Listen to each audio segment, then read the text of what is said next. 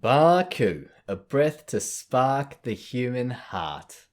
G'day there, friends and family, and welcome to this episode of the Barku podcast. My name's Mark Philpott, and thank you so much for tuning in. Today you're joining me. I'm actually sitting in a different space. We're up in Olinda, east of Melbourne, in the Dandenong Ranges. Quite a beautiful place. I'm staring out the window at some enormous gum trees here, which are 50 or 60 meters tall. This is a really popular tourist destination. It's not too far out of Melbourne, with some beautiful natural environments that people come up to enjoy. That and the Devonshire teas and antique shops. But we're not here just for Devonshire teas and antique shops. We're actually here to visit some family and friends, and it's been really nice to spend a few days up in this space, seeing people and reminiscing, because this is a place where I did spend quite a bit of time as a kid with my parents. We'd come up here on the weekend for barbecues or Devonshire teas, and Mum and Dad loved to walk in the gardens up here. But this space, it's changed. It has changed over the years. There are actually photographs on the wall in this house of the early 1900s here in Olinda that show this region really didn't have a lot of trees at that time, because it had all been logged, it had all been cleared for settlement, for people to build their homes in the town and introduce agriculture. So quite a big change to think that this whole area had been treed, and then it had been cleared, and then it's been completely revegetated again here today. Big trees all around us. And considering it was the early 1900s, I mean, they were removing trees which would have been 2 to 3 meters in girth using just hand tools, which is really impressive when you think about it. Kind of catastrophic environmentally, but also really impressive at what people can achieve when they put their minds to it. So today is a discussion about our minds and the quality of our minds, because, moving about here, because the quality of our minds does tend to dictate the quality of our actions and how we show up in this world, our presence, who we are for the people around us. And what we do. So last episode, we had a look at the book of Ecclesiastes, and I narrowed it down to one particular word, the idea of vapor. Vapor, everything is vapor. And I'd like to pick up on another little recurring motif from that text today. I'd also like to have a little chat about keeping your seat clean. And this is not simply a tip for guys in share houses, but keeping your seat clean. And also I'd like to share an unusual kitchen table experience that I had a couple of weeks ago. So, to begin with, Ecclesiastes. There's a prominent motif that the author uses throughout the text as he explores the virtues and, I suppose his dissatisfaction with life. Because throughout the text he extrapolates on what he sees in terms of wisdom and pleasure. He talks about folly. He talks about abusing alcohol. He talks about the futility of work, the futility of birth and death, advancement. He talks about the difficulty with having lots of riches and envy. He also talks about wealth, and he puts it all down to this idea that all these things are vapor, and then he adds, throughout the text, he adds the words, vapor, a chasing after the wind. A chasing after the wind. His work feels like he's just chasing after the wind. And if we're all going to die, well, does it amount to anything? Will we be remembered? Or is it all just a chasing after the wind? I can imagine at the time of writing this author had no idea that this text was about to be published and distributed to billions of people across generations over the next couple of thousand years. And perhaps if he had any idea that that was possible, it may have shifted his perspective a little bit back then too. But if everything is vapor, because nothing really is solid, the landscape here certainly demonstrates that. The way things are today is not how they'll be tomorrow. They'll be similar, but everything is evolving and changing, and things that were once solid are no more than a vapor hanging in the air. There's a flavor that we leave behind us as we work our way through the world, but it's not something solid. It can't be grasped anymore. And that's why we might say, if it can't be grasped, perhaps it's all just a chasing after the wind. But this recurring motif, of course, it wasn't written in English. And in the ancient Hebrew, we have this idea of ruth ruach, which could be rendered as either feeding on the wind, if we take a more of a Hebrew flavor on the text, or striving after wind, if we take an Aramaic perspective on the text.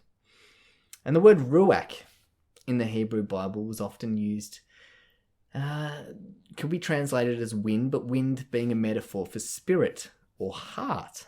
And even throughout this text that I've been reading here today in the NIV, that word ruach is translated both as spirit and heart in this one example here. And the idea of spirit in Hebrew thought was that it referred to the seat of emotion. So the spirit is the seat of emotion. It's the place within us where our emotions are held. And also in Hebrew, just as a side note, the soul was thought to be the seat of our thoughts, or the seat of our intellect, the place where our thoughts are held. But today, let's just stick with the seat of the emotions, or our spirit. So if we're striving after the wind, if we're feeding on the wind, or if we're chasing after the wind, it means our spirit's in a disposition of exercising our will. It means we're going out to make shit happen. We're chasing down the things that we want. We're chasing after the feelings that we want. We're fulfilling those desires that creep up within us. And we're trying to hang on to those feelings that we want, and perhaps resisting or pushing away the feelings that we don't want. But it would seem that this way of being in the world, at least as far as our Ecclesiastes slave-driving, harem-loving poet would put it, a life with a spirit that strives after particular emotions and resists others is not a particularly fulfilling existence. It doesn't promote a sense of general ease and flow and well-being in our lives. So as I was contemplating this, as I was thinking about it, one of the other things that I'm doing at the moment is actually studying again. Tilly and I have signed up to an advanced diploma in meditation as lifestyle medicine. And this course begins with an exploration of Buddhist philosophy and psychology in terms of framing our internal experience. And I found it quite fascinating that as I'm pondering this idea of vapor and chasing after the wind and what it means to have a particular disposition of spirit, that this week I was doing readings on the Buddhist image or concept of dukkha.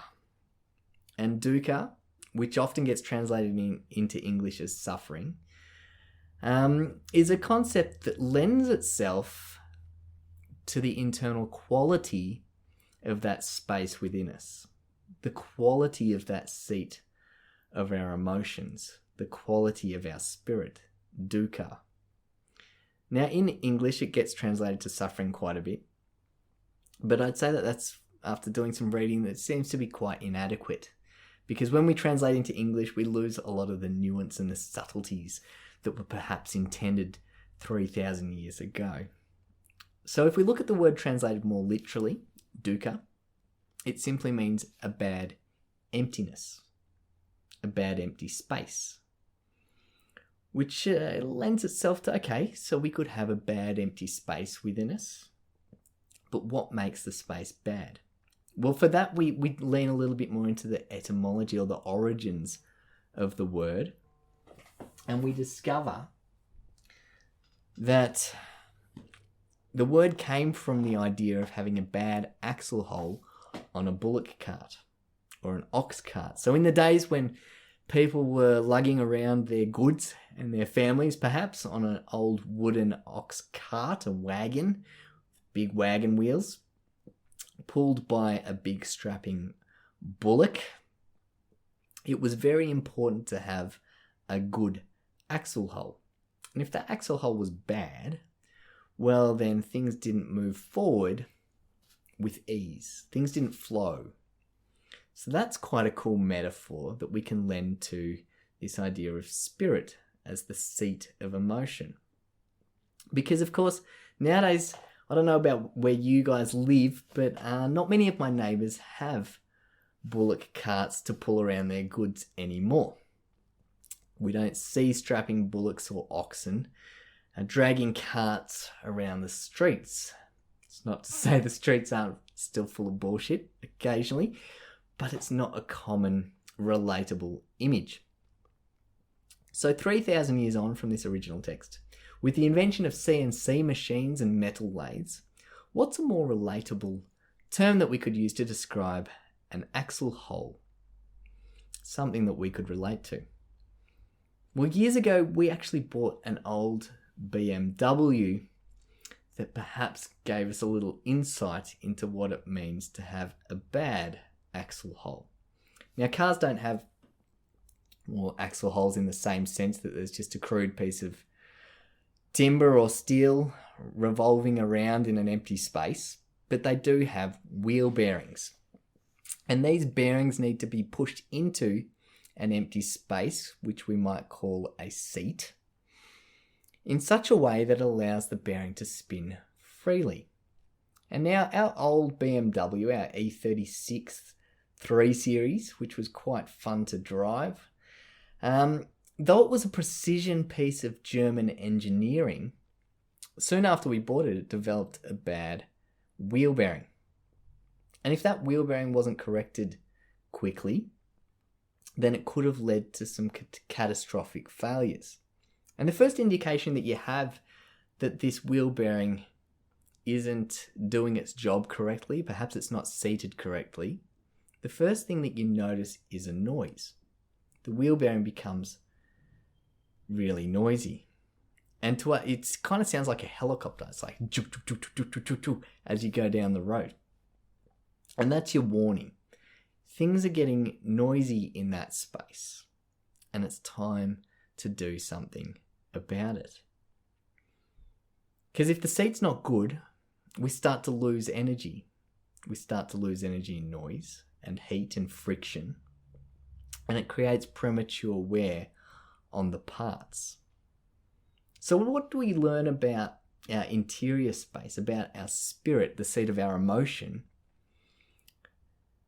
from the image of a bad wheel bearing? Well, there are three things that came to light for me as I was contemplating this image this week. The three main reasons that seat for the wheel bearing could have gone bad are: number one, it's become too tight. Now, if it's too tight, it's either holding on to that bearing too tight, it's not giving it space to spin freely, or perhaps it's too tight so it's actually resisting that bearing being seated correctly and it won't let anything in. Number two, the other reason that seat may not be good is that it's off-centered. It's not aligned. And if it's not centered and it's not aligned, that bearing similarly can't spin freely in that space.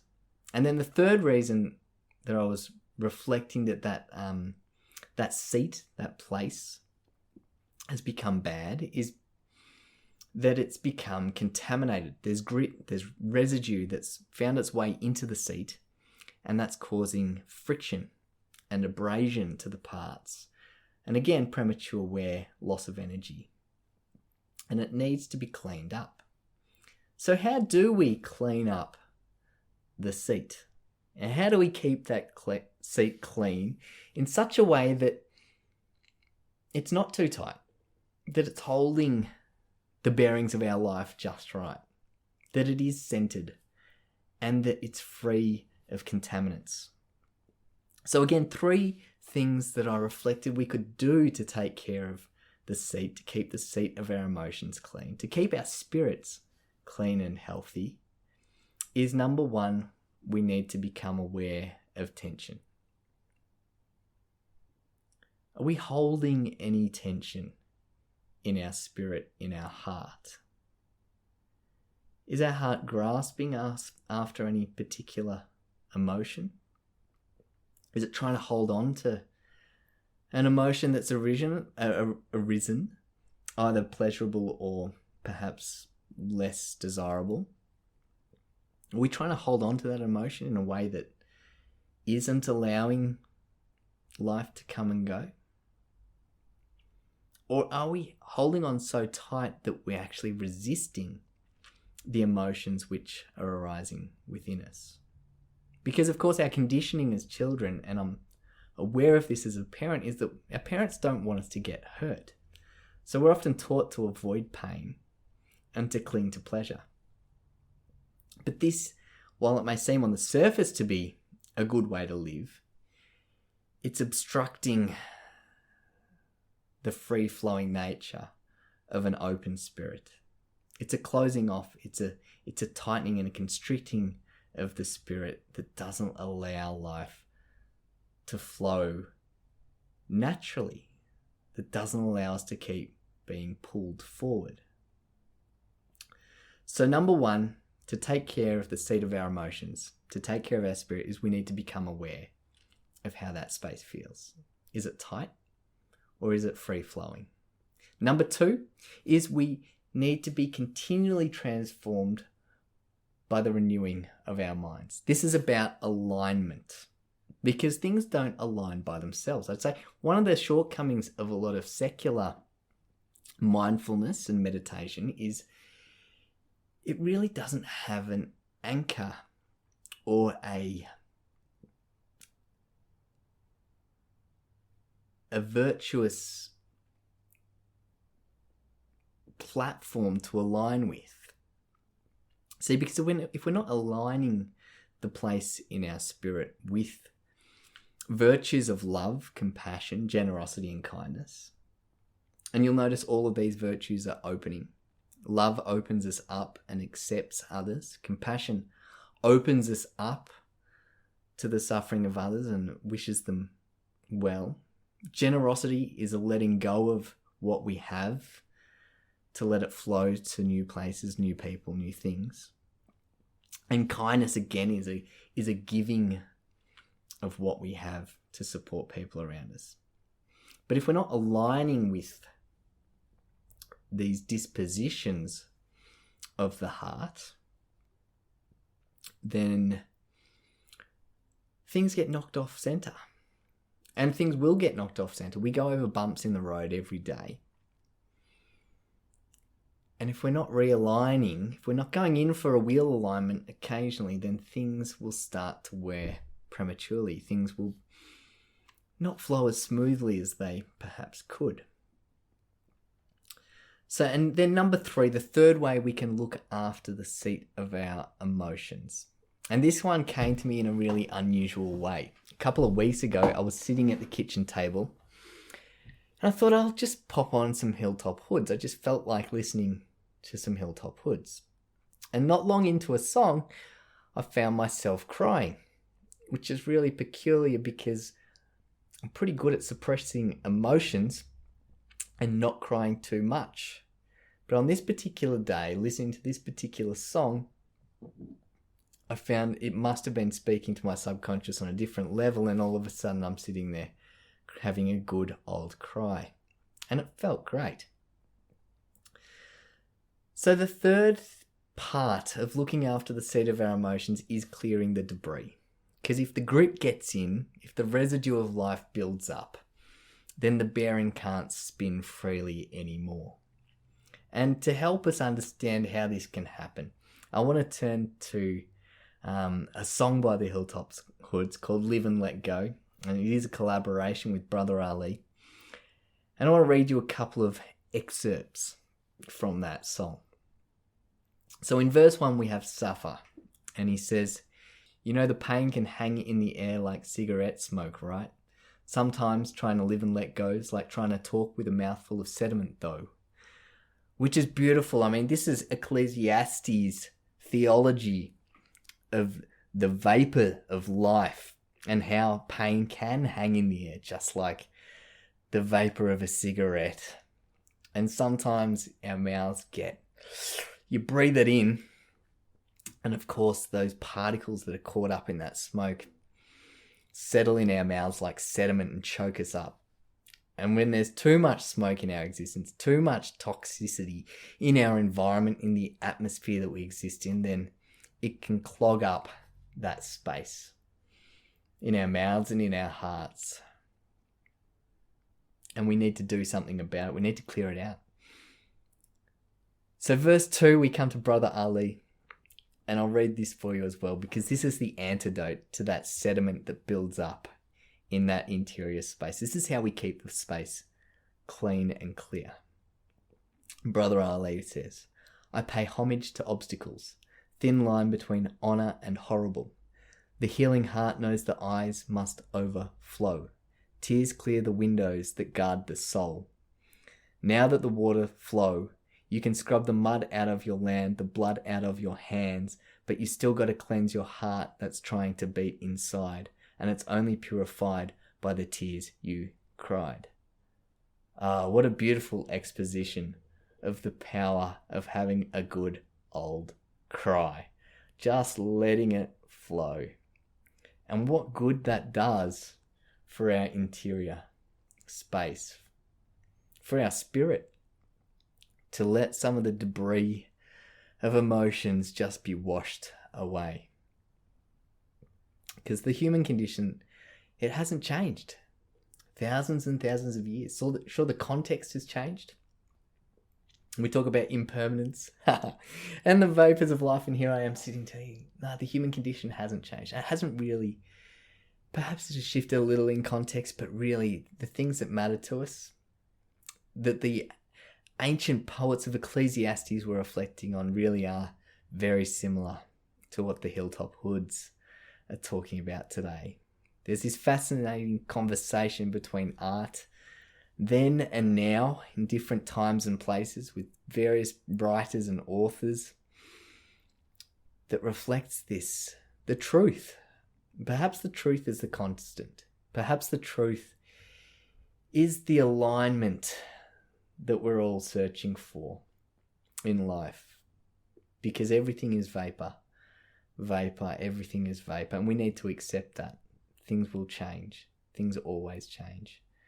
And no matter how tightly we try to hang on to what was, it just won't be that anymore. So this week, may you have a good cry. If you're struggling like I sometimes do to let go of those tears, perhaps pop on a little bit of Hilltop Hoods and let it all out. I hope that the seat of your axle is held lightly, that it is scented, and that it is washed clean, so that life can come and go, so that the life can flow, so that the emotions can build and crash with every twist and turn that this life is. Until next time, I wish you well.